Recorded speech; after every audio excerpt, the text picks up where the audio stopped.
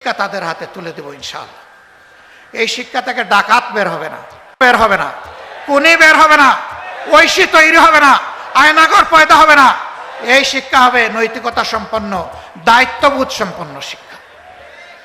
আর এই শিক্ষিত হয়ে যারা বের হবে তাদের শিক্ষার পাঠ চুকানোর সাথে সাথে তাদের উপযুক্ত কাজটি তাদের হাতে চলে আসবে। এই জন্য প্রত্যেকটি যুবকের হাত হবে কর্মীর হাত ইনশাআল্লাহ। এই যুবকদের হাত দিয়েই আমরা বাংলাদেশ, আগামীর বাংলাদেশ গড়তে চাই। অতএব আমরা যুব সমৃদ্ধ একটা বাংলাদেশ দেখতে চাই। এই পটেনশিয়াল ফোর্সের হাতে আমরা বাংলাদেশ তুলে দিতে চাই। যারা মুরব্বী তারা কি মন খারাপ করছে? আপনারাও যুবক, বয়স যাই হোক, 80 হোক, 90 হোক, কোনো সমস্যা নাই। যুবক থাকবেন, নিয়ত করেন, আল্লাহর কাছে দোয়া করেন, বলবেন যে আমি নিয়ত করলেই কি আমার সাদা দাড়ি কালো হয়ে যাবে নাকি? না, সাদা দাড়ি কালো হবে না, কিন্তু আপনার মন যদি যুবক থাকে, দাড়ি চুল ভ্রু কোন দিকে গেল খেয়াল করবেন না, চালায় যান।